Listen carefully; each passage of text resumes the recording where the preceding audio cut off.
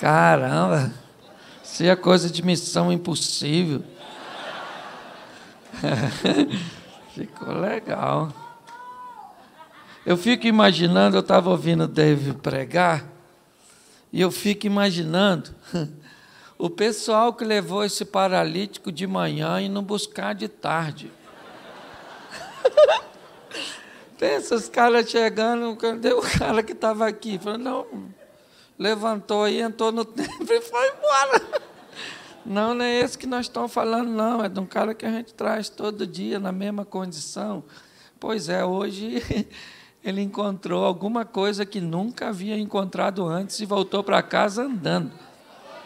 Certo? Eu não sei como você chegou aqui. Eu sei como você vai sair daqui. Amém? Isso é que é importante. A grande verdade é a essência do Evangelho não é o que nós sentimos na igreja. A essência do Evangelho é o que as pessoas sentem lá fora quando nós chegamos como igreja. Entendeu? Então é isso. Eu estava ouvindo o David falar, falei, Senhor, eu quero esse negócio aí. Eu quero chegar, eu não quero ser termômetro para medir a temperatura do ambiente. Eu quero ser termostato para dizer a que temperatura o ambiente fica. Certo? Então é assim, chegou você, o ambiente mudou. O diabo tem que ir embora porque deu ruim para ele. Certo? Porque Deus chegou contigo. Amém? Glória a Deus. Então eu quero conversar com você sobre o tempo das pequenas coisas. Eu tenho visto pessoas aguardando coisas extraordinárias acontecerem. Eu tenho visto pessoas olhando e dizendo, eu queria saber em que momento a minha chave vai virar. As coisas vão começar a acontecer na minha vida.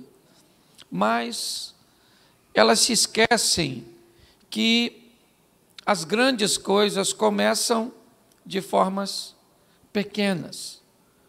Quando você vê algo grande, não imagine que isso começou dessa forma. Entenda que alguma coisa aconteceu anteriormente. Houve um percurso, houve um caminho para que essas coisas grandes começassem a acontecer. Eu queria que você abrisse a sua Bíblia, por favor, em Atos dos Apóstolos, no capítulo de número 27. O verso é o de número 44. Atos dos Apóstolos, 27, 44. Amém? Amém? Deixa eu ficar com essa tradução. E que os demais se salvassem, uns em tábuas e outros em quaisquer destroços do navio. Assim chegaram todos à terra salvos. Você pode repetir comigo? Uns em tábuas e outros em quaisquer destroços do navio. Isso, feche seus olhos. Senhor nosso Deus e Pai, em nome de Jesus, te damos graças, ó Deus, por tudo aquilo que o Senhor tem feito por nós. Continua falando conosco e usa-me como um canal de bênção nesta hora, em nome de Jesus. Você pode dizer amém? Amém. Glória a Deus. Eu quero conversar hoje com você sobre a percepção, a sensibilidade de entendermos os momentos das coisas pequenas. Muitas pessoas ficam, por boa parte da sua vida, aguardando momentos pirotécnicos, momentos extraordinários, momentos marcantes, para que a sua vida dê uma guinada. E muitas delas chegam no final da vida, certo? E descobrem que esse momento não fez parte de sua história. Então ela começa a olhar a história do outro e começa a achar que há uma injustiça em Deus, que ofereceu oportunidades ao outro, que não ofereceu a você.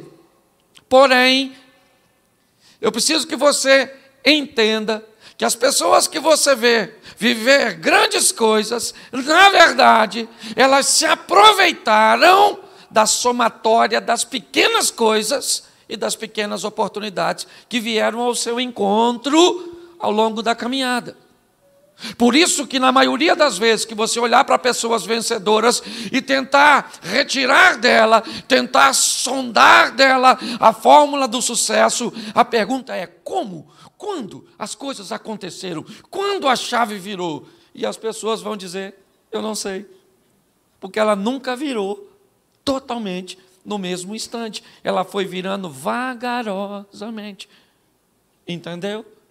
Repita comigo, quem nasce grande é monstro. Isso. As coisas grandes um dia foram pequenas. Vamos pegar esse texto só para a gente usar com base, e já já eu vou falar com você, vai ser rapidinho, com anestesia, você não vai nem notar, quando vê, acabou. Certo? Olha só, o texto está falando de uma viagem onde Paulo faz parte. Certo? Um navio que está sendo levado com prisioneiros. E um homem chamado Júlio foi ordenado a tomar conta. Com alguns soldados, ele está levando, me parece que o destino final é a Itália, provavelmente Roma. E dentro desses passageiros, se é que eu posso dizer assim, está o apóstolo Paulo.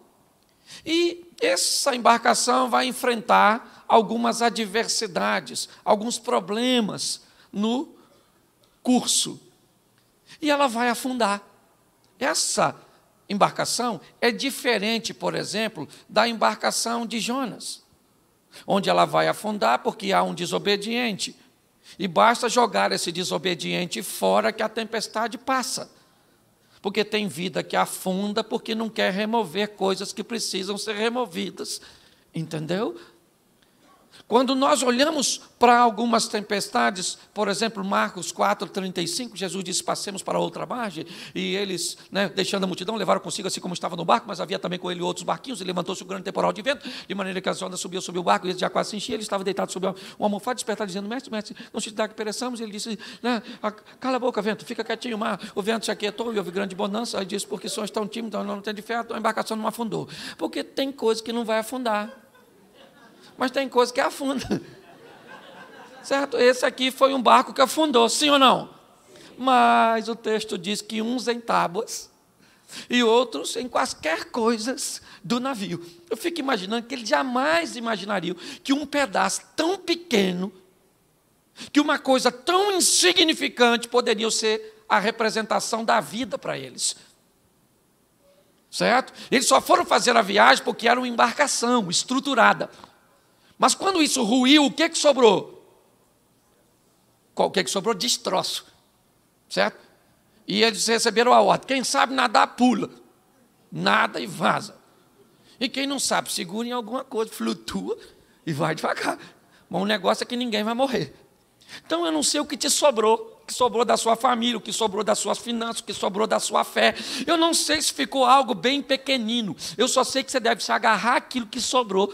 Retomar a sua história com Deus, entendeu?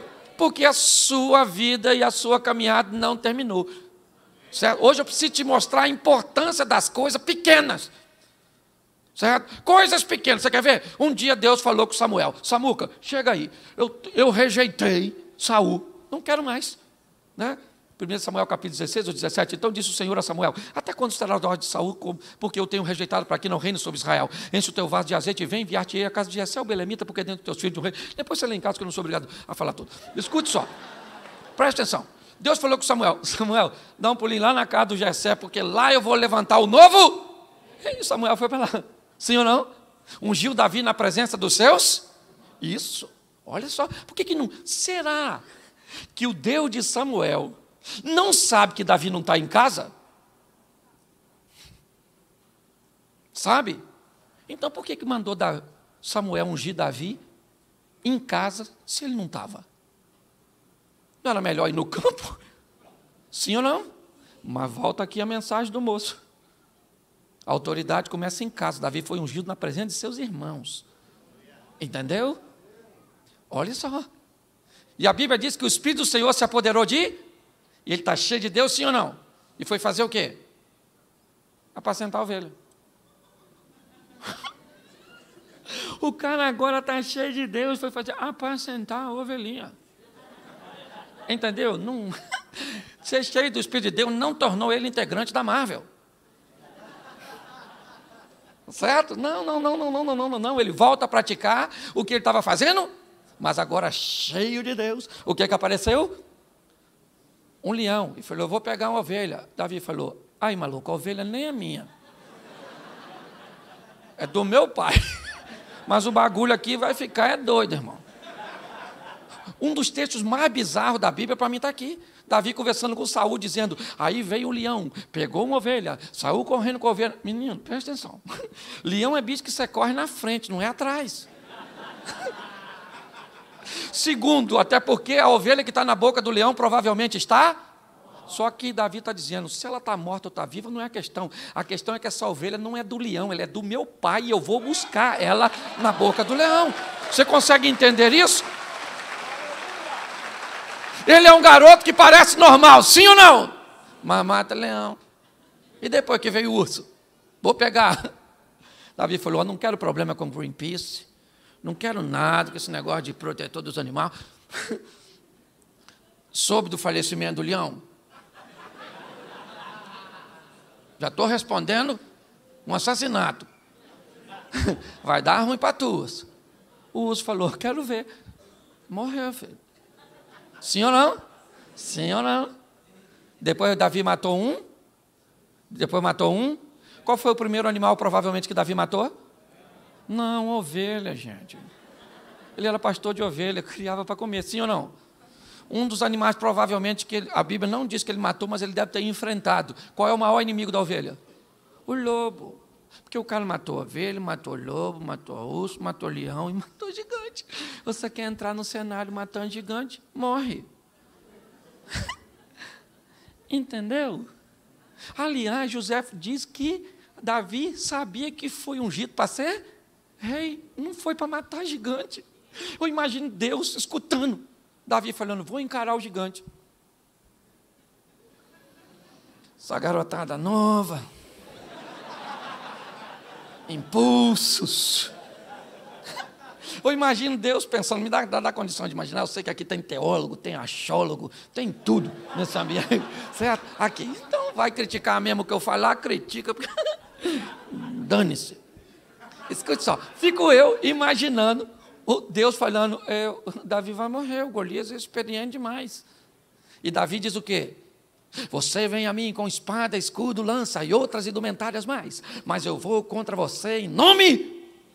Eu imagino um anjo, dá licença eu imaginar, o anjo falando com Deus, Senhor, o senhor viu em nome de quem que ele falou que vai? No nome de quem ele vai, não vai dar para morrer. Ele vai no nome de quem? Ele vai no do Senhor. Então a mulher do Golias ficou viúva. Ok? Então eu preciso mostrar a você que são momentos pequenos, aparentemente insignificantes. E que na maioria das vezes, a nível de regra, são esses momentos e coisas aparentemente pequenas que vão dar um upgrade no seu casamento para ele mudar. Que vai pegar a sua vida financeira e vai mudar, que vai pegar a sua saúde e vai mudar, que vai pegar a sua vida ministerial e vai mudar, porque são coisas pequenas que fazem coisas grandes acontecer. Isso, o que é mais precioso do que a vida? E esses homens foram salvos, segundo Atos dos Apóstolos, 27, 44, seguros em coisas que para eles talvez fosse insignificante. Ele jamais imaginaria que uma cadeira daquela no navio iria se tornar uma boia de salvação no mar. Entenda isso, é muito importante, porque eu sei que a maioria de nós queremos viver o fantástico, o extraordinário, o sensacional. Então o que você está esperando? Um Big Bang. Não é? Um estalinho, tum. O que é isso? Nada. Às vezes, aquela coisa pequenininha que a senhora vai passar a fazer na sua vida vai levar seu casamento para um negócio extraordinário. Mas por que o casamento não muda? Que a senhora pensa que essa coisinha pequenininha não muda nada. Entendeu? Você está esperando sua vida financeira mudar. Então, o que você quer? Um momento que você tenha um dinheirão para dar uma oferta para Deus. Nossa, Deus está precisando tanto do seu dinheiro. Está uma crise financeira no céu. Você é louco. Entendeu? Já no Novo Testamento, Deus faz caixa eletrônico na boca de peixe. Pedro vai lá e pesca e digita a senha, que ele abre a boca, saca um dinheiro e paga o nosso imposto. É extraordinário. Então pare de esperar coisas grandes. Fique atento e seja sensível às coisas pequenas. E você vai viver o extraordinário de Deus. Põe para mim um texto, se for possível, aí, se você quiser anotar, Tiago capítulo 3, verso 4 e 5.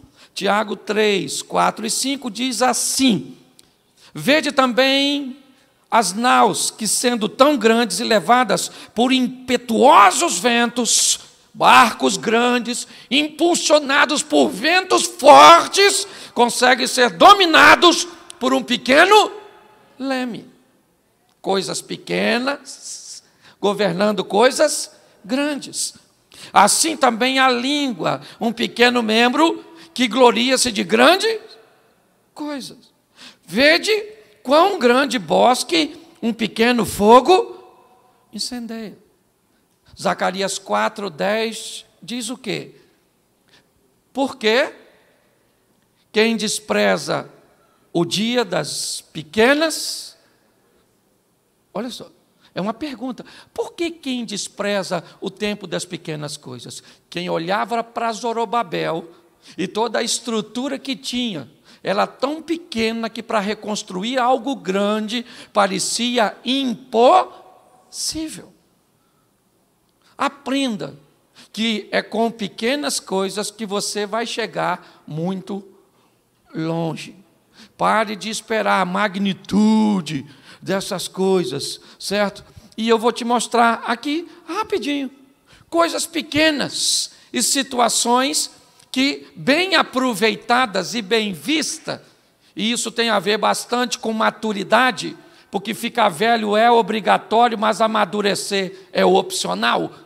Entendeu? Você tem que aprender isso, certo? A maturidade, ela nos leva para outra fase da nossa vida. Amém? Por isso, ele diz que eu aprendi a viver com pouco, eu aprendi a viver com muito, eu aprendi a viver com saúde, eu aprendi a viver doente, eu aprendi a viver com... O que é isso? Isso é maturidade. Gente que cresce, e não é crescer simplesmente fisicamente, é acabar com as coisas de menino. Quando eu era menino, falava como menino, pensava como menino e agia como menino. Quando cheguei a ser grande, primeira coisa que eu acabei, com as coisas de menino. Entendeu? Cresça, certo? Permita-se crescer. Essa é a grande coisa. Então, deixa eu mostrar para você 4 textos aqui, rapidinho, certo? O primeiro é 2º livro dos Reis, capítulo 4, verso 2, certo? Onde a viúva, tá aí, o cara é rápido, hein? Perguntou-lhe Eliseu: o que te hei de fazer? Dize-me o que tens em casa. E ela disse o quê? Ela disse o quê? Tua serva não tem? Nada, hein? Nada, hein? Se não, presta atenção. O que o texto diz? Que essa mulher acabou de perder o marido e ele não podia ter morrido. Por quê? Porque era um cara que não pagava as contas. Certo? Porque tem homem que, isso aqui é uma lição bíblica. Paga as contas antes de morrer, para não deixar a sua mulher numa situação ruim. Porque tem homem que não pode se dar o luxo de morrer. Que no velório a dona tem que estar caçando a próxima vítima, porque as contas vencem. Só riram as mulheres. Ah, Jesus, tem misericórdia. Pensa só, o cara morreu e deixou uma dívida que a mulher não tem como, mas ela vai procurar o profeta. Chega lá e diz, meu marido, teu servo morreu, e tu sabes que ele temia ao Senhor, e agora vem um credor querendo levar os meus filhos como forma de pagamento. Aí Eliseu disse, ô minha filha, o que eu posso fazer pela senhora? O que que a senhora tem? Ela falou, eu não tenho nada em casa não. A única coisa que eu tenho é uma botija de...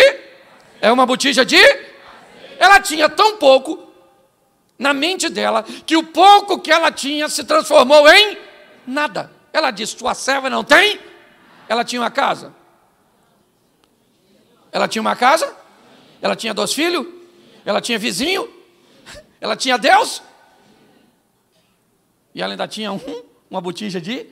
E o que ela disse que tinha? Porque tem gente que não pode viver crise que acha que não tem nada. Não reconhece nada do que tem. Certo? É só chegar uma crise, olha, isso é coisa de pobre. Pobre que ele não tem nada, vem a enchente, ele perde tudo. Como você perde tudo se você não tinha?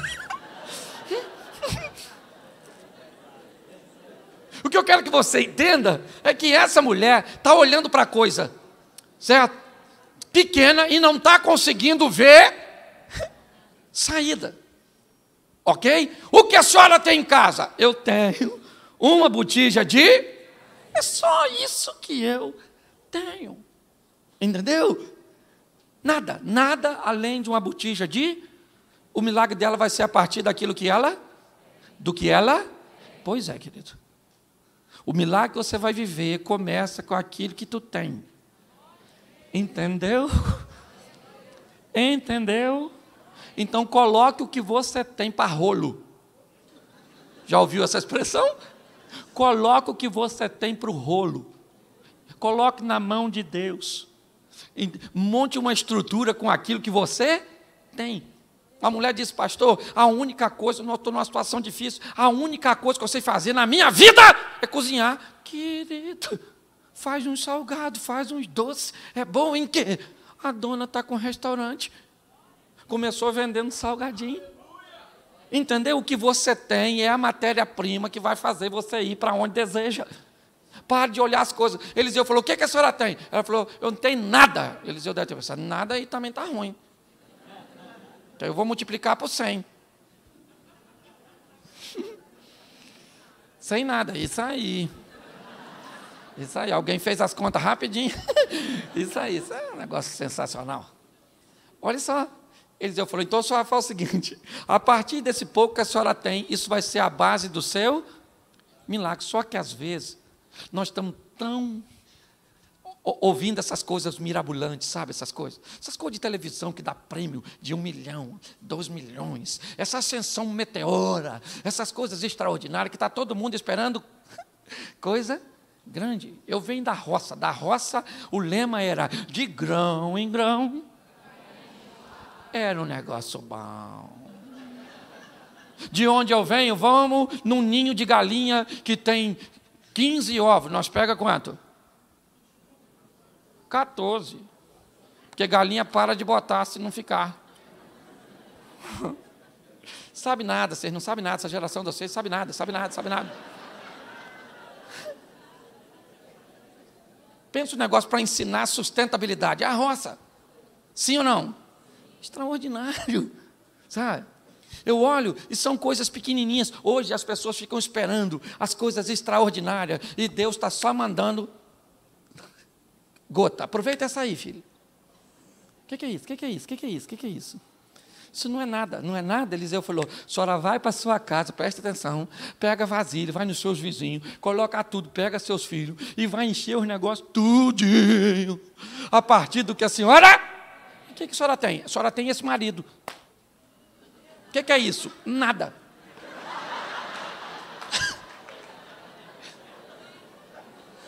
Então, pega esse homem ruim da senhora, bota para rolo. O que a senhora você tem? Você tem essa mulher sua. Que é isso? Isso é seu sonho?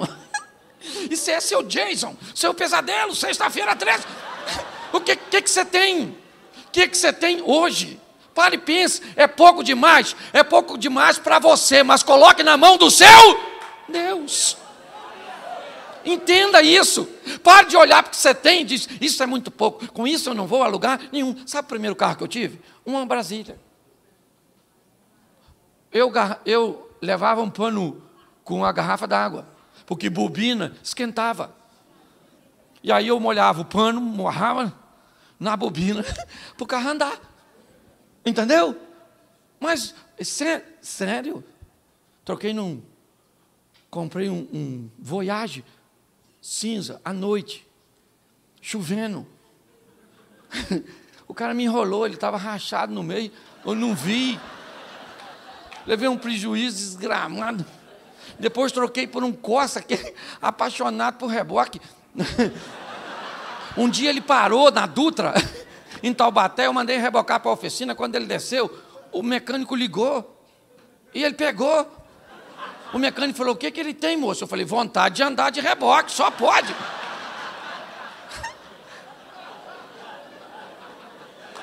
Você acha que a Brasília era o meu ideal?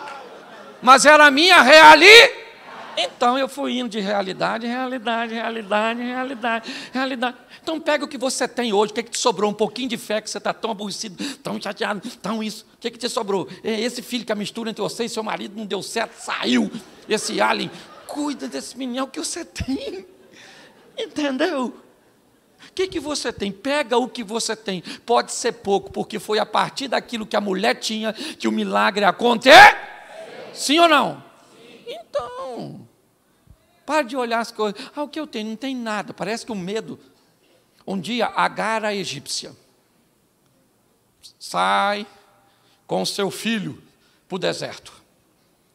Aí, quando a água acabou, ela está chateada, o menino vai morrer de inanição, desidratado. Ela deixa o menino e fica longe dele para não ver o menino morrer.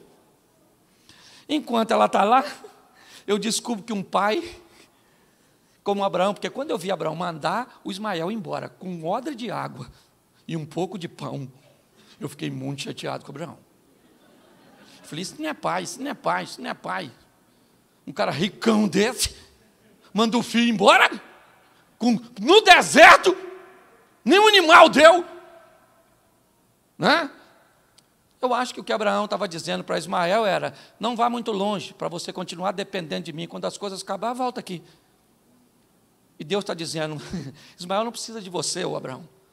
Quem vai tomar conta dele sou eu. Entendeu? Não cause dependência. As pessoas às vezes perguntam, pastor, nossa, é difícil achar o senhor, o senhor não bota agenda aqui, ali o povo segue. Eu não sou cocaína. Para gerar dependência, não boto. Esse dia eu não cheguei no lugar, fui pregar a mesma mensagem que eu tinha pregado antes, o cara falou, nossa, eu vi essa semana, problema seu, não mandei vir atrás de mim.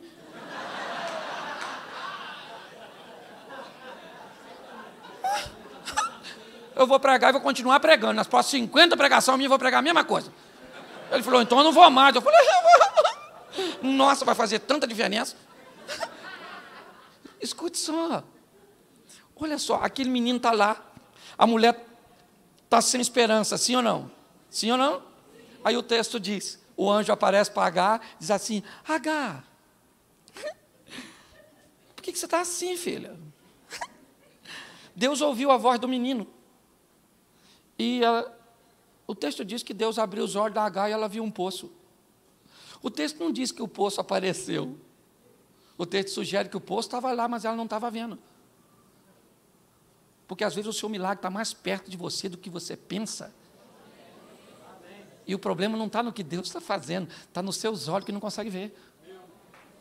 Você consegue entender? Para de reclamar do tamanho da sua igreja, do seu marido, da sua mulher, dos seus filhos, da sua sogra. Isso, que não tem dinheiro, que não tem aquilo, que não tem aquilo outro, que não. Quem é seu Deus? Fala para mim, quem é o seu Deus? Fala quem é. Deus é Deus. Você quer ver? Olha só. Se eu falasse para você agora, Deus fechou as portas para você, e está fechada. Sai daqui e procura um centro de macumba e chama o macumbeiro e diz, olha, fui lá na igreja, o pastor Cláudio falou para mim que Deus fechou as portas. Faz um trabalho para Deus abrir. Sabe o que? Se o cara for sério, sabe o que ele vai falar? Quem fechou? Deus. Deus fechou, você quer que eu faça alguma coisa?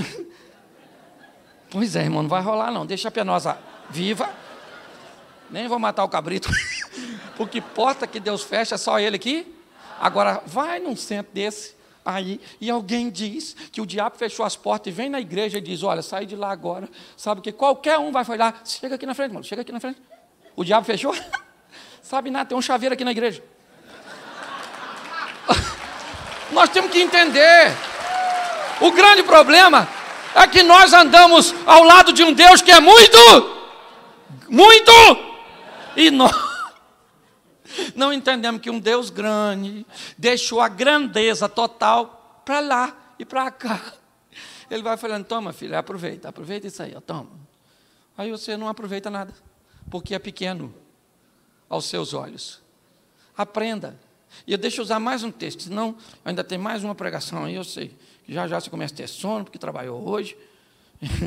Coloca para mim, primeiro livro dos Reis, capítulo 18, verso 44. Primeiro Reis 18, 44.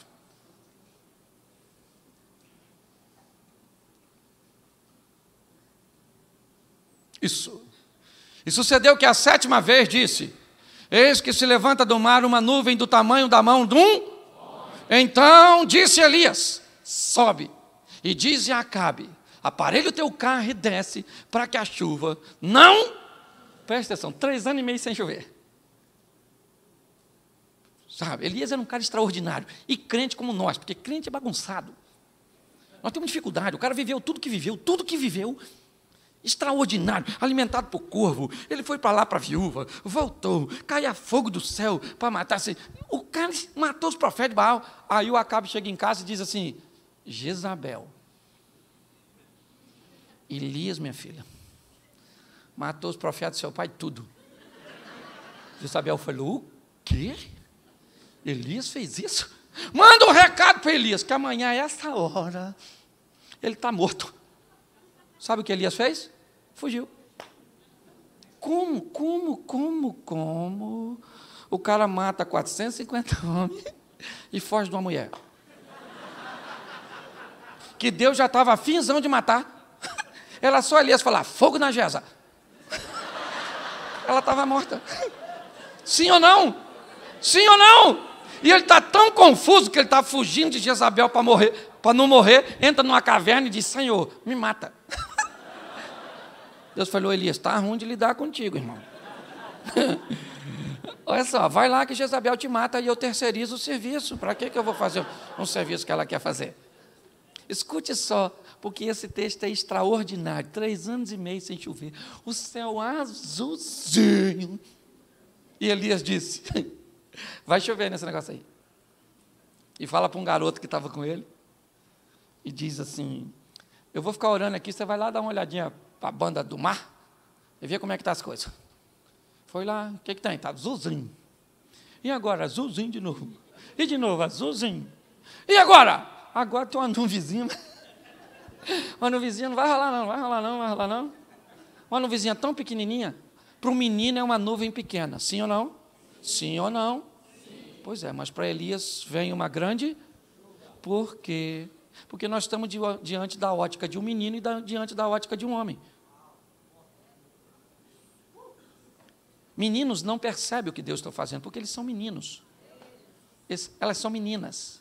Quando você amadurece, você começa a ter experiência com Deus diferente, não é mais de menino. Quando eu era menino, pensava, agia e falava como? Mas logo que cheguei a ser grande, acabei com as coisas de... Isso aí. O menino olhou e disse, eu vejo uma nuvem do tamanho da mão de um. O que Elias disse? Então desce, meu filho, avisa o Acabe, que está vindo uma grande tempestade, é melhor ele encontrar Jezabel para tirar a roupa do varal. Tudo isso ele viu a partir de uma pequena? Pois é. O que está diante de você? Pegue esse pequeno e acredite que através disso Deus vai fazer algo grande. Você consegue. E me parece que Elias consegue passar isso adiante. Porque olha só, Eliseu, não era ele que estava nessa ocasião do Carmelo. Ok? Mas agora Elias se torna o moço, ou Eliseu se torna o moço de Elias. Sim ou não? E um dia a casa de Eliseu está cercada, em Dotã, pelo exército dos arameus, os sírios. Certo? E agora, agora tem um garoto que está trabalhando com Eliseu. Olha só, um dia Eliseu foi garoto de Elias, um moço de Elias. E agora Geazi é o moço de Eliseu. Certo? Porque Eliseu um dia foi moço, mas agora ele é o homem. Está na hora de crescer, gente. Está na hora de amadurecer. Entendeu? A fragilidade está na meninice de muita gente. Sabe? Porque se Deus não fizer o que eu quero ir embora. Ah, Naamã. Vai voltar para casa leproso? Entendeu? Nós temos que entender isso. Amadurecer. Sabe? Agora, quando eu olho, o que eu vejo? Um Eliseu que aprendeu a amadurecer. O menino está dizendo, o que faremos, meu Senhor? E ele disse, calma, mais numerosos são os que estão conosco do que os que estão com ele. O menino não via, mas ele via. E ele agora ora a Deus para que o menino veja que você tem que andar com gente que vê coisa que você não vê e que consiga te mostrar. Veja quem caminha contigo, você só anda com cabeça de bagre, quer pensar o quê? Reveja seus conceitos, seus valores. Olha só, quando eu olho para essa passagem, eu vejo o quê? Alguém que através de algo tão pequeno consegue enxergar uma grande chuva. Choveu? Sim ou não? Sim ou não? Isso aí. Mas tudo começou a partir de uma pequena. Então descubra o que vai startar. Descubra o que vai iniciar, sabe?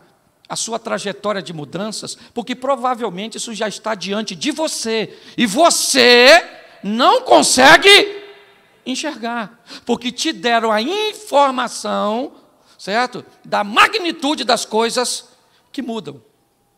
A grande verdade é essa.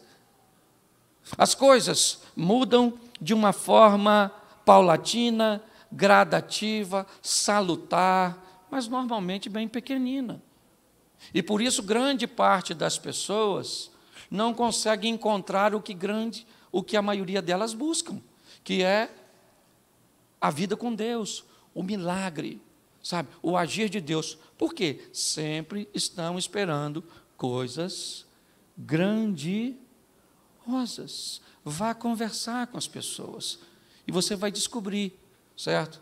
Converse hoje com Silvio Santos e pergunta como é que ele começou a sua história.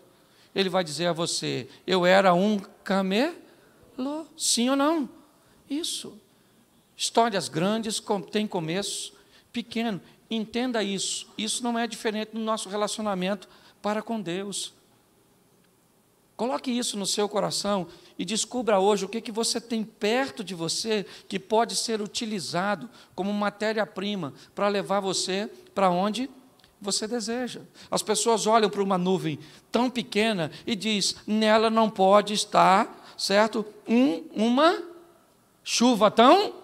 Essa é a visão de um rapaz. O homem não. Ele diz, avisa todo mundo que essa nuvem é apenas um começo, porque coisas grandes começam a partir de coisas pequenas, e é isso que nós temos hoje, e é com isso que Deus vai realizar coisas grandes na nossa vida. O que você tem hoje? É um colégio público, porque sua família, sua história, seus recursos financeiros, o que é isso? Isso não é nada para Deus. O que Deus precisa é da sua dedicação para levar você, certo? Para onde Ele deseja. É isso. Pare de olhar esses poucos recursos seus, porque isso só vai te levar para o desânimo. Posso ouvir um amém? Amém. Põe para mim João 6,9. Vou usar mais 2 textos e termino. João 6,9. Está aqui um rapaz que tem... Ele tem o quê? E 2? Mas a pergunta de André... Mas o que é isso para tanta gente? Isso é extraordinário. Jesus estava pregando, a turma não queria ir embora, estava com fome, certo? E aquela coisa toda. E aí um discípulo chamou e falou, Senhor, presta atenção, despede logo a turma aí, porque tá difícil, o tempo está... Aí Jesus falou, vamos dar comida para eles? Aí Filipe falou, ó, esse pessoal ainda não é crente, mas já está no começo. E sabe como é que é crente, né? Come. Então, mesmo se a gente tivesse dinheiro, ia estar ruim para comprar. Aí Jesus perguntou, o que é que nós temos? Aí André, que já estava com fome, estava fazendo uma pesquisa de campo e viu um garotinho que tinha 5 pães e 2 peixes. André enquadrou o menino, certo? Contou a parada e falou com Jesus. Aí, Jesus, para nós aí. Tem um garoto aí, mano. 5 pães e 2 peixes. Mas vou logo avisando para o senhor, o que é isso, né? Para tanta gente. Isso é muito pouco, Jesus. O que vai dar para nós tomar dele, fazer nosso lanche. Preste atenção. 5 pães e 2, quase 8.000 pessoas. 5 pães. 5 coisas de adolescente. Devia ser um adolescente esse menino. 5 pães e 2 peixes. Adolescente que nessa fase o que encostou come. Igual esmeril. Certo? 5.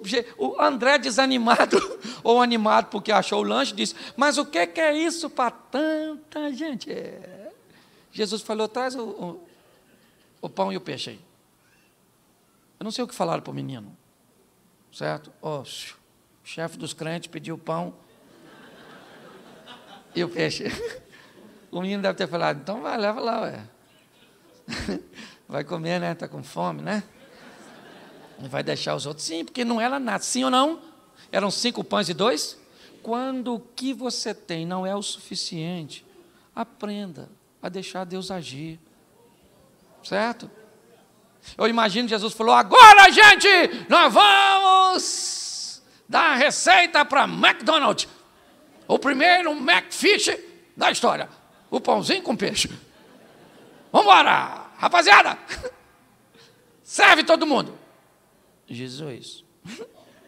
Falar uma coisa para o senhor, o que tem aí é 5 pães e 2 peixes. Entendeu? O senhor já deu uma olhada, olha aí, olha aí. Não vai rolar. Isso é muito pouco para tanta gente. E Jesus está dizendo, você não está entendendo, filho. Isso é pouco na sua mão, na mão do menino, na mão do Pedro, na mão deles. Na minha mão, não tem esse negócio de pouco. Eu vou mostrar a vocês o que eu sou capaz de fazer com o que você tem. É isso que eu quero que você entenda. Pegue o que tu tem. Repita assim, o que eu tenho. Isso aí. É o que tu tem. Não peça dinheiro emprestado. Pega o que você tem e aproxime o que você tem de Deus e você vai ver o que Ele pode fazer. Entendeu? Não fica que essa mulher é sua, que esse marido é seu. Entendeu? Nossa, pastor, eu estou precisando, não está precisando de nada. Você está precisando de Deus para pegar essa tralha e fazer um troço bom. E Ele pode. Ninguém acredita. Ninguém fala amém quando eu falo isso. Porque tá todo mundo buscando uma rota de fuga, uma saída de emergência. Não tem rota de fuga. Pega o que você tem. Ah, pastor, eu quero sim uma igreja extraordinária. Então pega a igreja que você tem. Mas a igreja que eu tenho tem 100 membros. Quem disse que uma igreja extraordinária tem que ter 1.000? Você quer ter uma igreja grande ou você quer ter uma grande igreja? Eu sei que resolve. Entende? Pega o que você tem. Você tem. O que você tem? Você tem. Eu estava contando isso no carro, né? O pessoal que me trouxe. Eu comprei uma terrinha e quis construir uma estrutura. E o espaço que eu tinha era muito pouco. E eu queria o terreno do vizinho que não vende nada para ninguém. Então o que eu fiz? Eu fiz uma rua do meu terreno para o terreno do vizinho. Entendeu? E deixei ela lá pronta. Falei, Senhor, eu estou precisando desse terreno do outro lado. O cara não vende, mas eu vou comprar. Porque eu vou falar com o Senhor, porque o Senhor é fera. Então, tá joia? Então tá certo. E comecei a orar, Senhor, esse negócio aí do outro lado, isso só se o Senhor quiser. Porque eu já quero, mas eu queria que o Senhor quisesse também. Mas se o senhor não quiser, não rola, porque eu sei que os seus planos não podem ser frustrados. Se o seu não frustra, quem frustra é o meu. Isso é lógico. Eu não é. E aí, o que eu fiz? Orei. Esse dia o cara apareceu lá. E eu ainda achei... Gente, quando o cara apareceu e disse que ia negociar comigo, sabe o que eu pensei? Que ele ia me dar. Porque crente tem um negócio de ganhar as coisas, não é verdade? Ah, ele vai me dar esse terreno. Tolinho. Ele me vendeu por um valor que eu achava que era muito maior. Mas sabe o que Deus fez? Não me deu o terreno, mas me deu condições de pagar o terreno. O milagre foi do mesmo jeito, só feito de forma diferente. Mas tudo começou a partir da rua que eu fiz. Porque eu ficava em pé naquela rua. E aí tem um córrego passando, eu olhava eu botando manilha. E a máquina passando, aterrando. E eu falei, Senhor, eu vou lá do lado de lá. Aí de vez em quando eu pulava a cerca, que ele é meu amigo. Entrava lá e falava, isso aqui é meu, hein? Isso aqui é meu, Senhor, isso aqui é meu, isso aqui é meu, isso aqui é meu. O que começou tão pequeno, um desejo no coração, uma rua feita do meu lado, fez as coisas acontecerem. É isso que eu quero que você entenda. Pare de esperar o momento mágico, porque ele não existe. Deus está esperando você reconhecer, certo? A importância do momento das pequenas coisas. E eu volto para Davi, para encerrar. Vamos lá. Vai à casa de Jessé e unge um de seus filhos como rei. Que filho vai ser ungido como rei?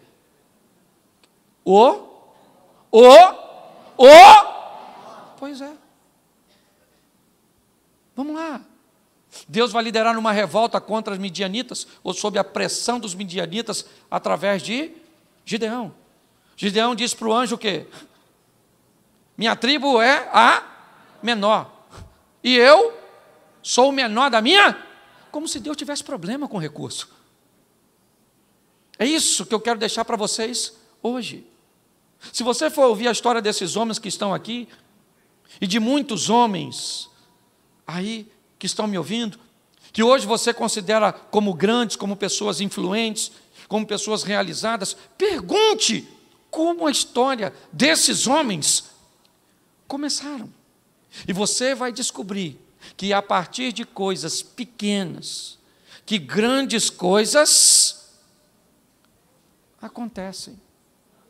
E eu tenho muita gente esperando até hoje algo grande acontecer para que sua vida mude. E sabe qual é o maior desafio? É que isso não tem nada a ver aí para o céu. A Bíblia me faz duas propostas. Vida aqui na terra e vida eterna. Descubra isso. Hoje, eu vejo muita gente que está se preparando para ir para o céu. Mas sua vida aqui na terra vai ser bem difícil. Por quê, pastor? Porque pessoas não se aproveitam das oportunidades que têm para viverem suas histórias. O máximo que algumas pessoas conseguem é se tornarem mero narradores de histórias alheias. Está na hora de você sair dos bastidores da vida, subir no palco para protagonizar sua própria história. É isso. Saia daqui para quê? Porque a sua vida vai mudar. Vai mudar por quê? O que aconteceu de tão grande neste culto para mudar a sua vida?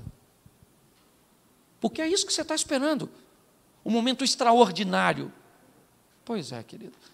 Eu confesso que não foi assim comigo e nem com a maioria das pessoas que eu conheço. As pessoas que eu vejo são pessoas que começam a contar as suas histórias.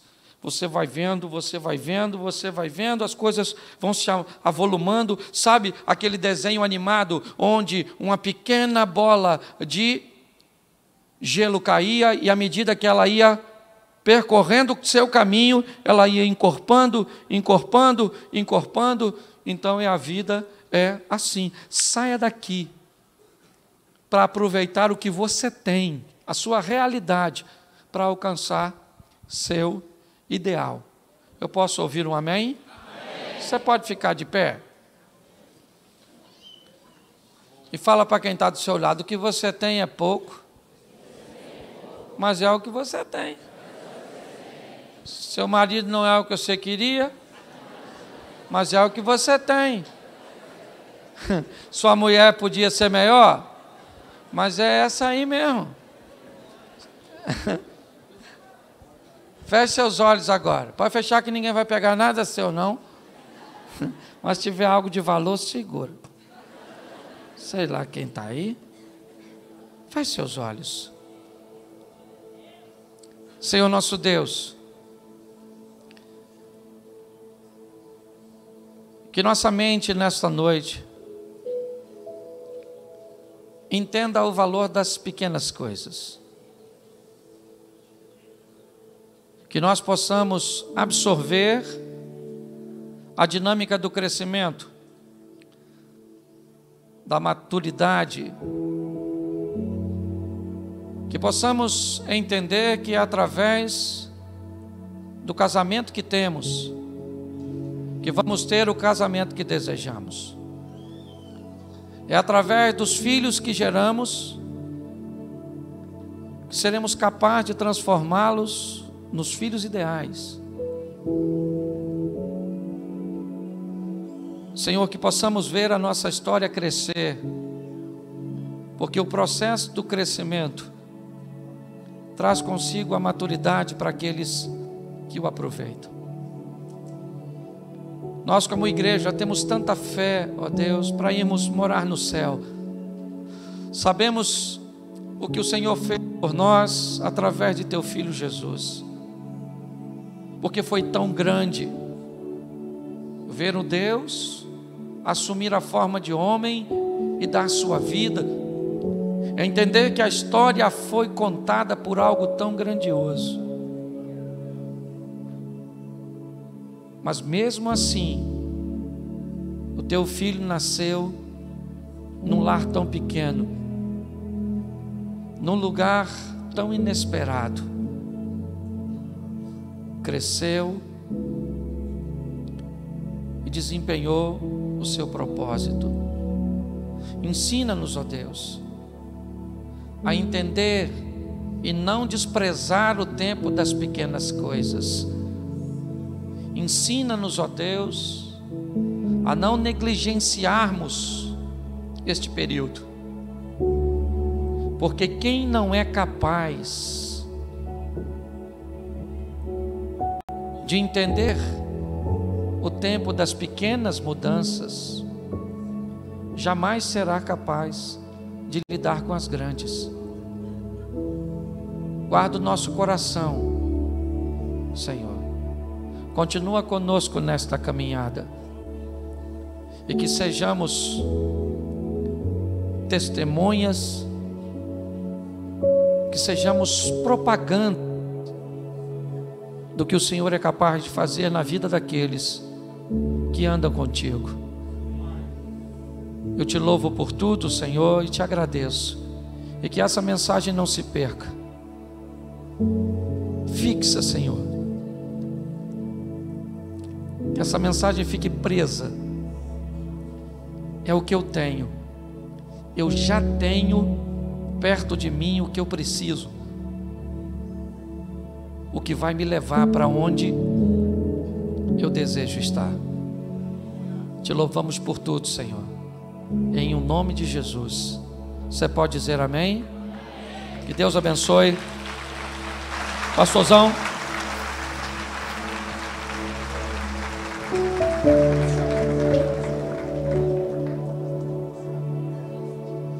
Pode assentar no seu lugar.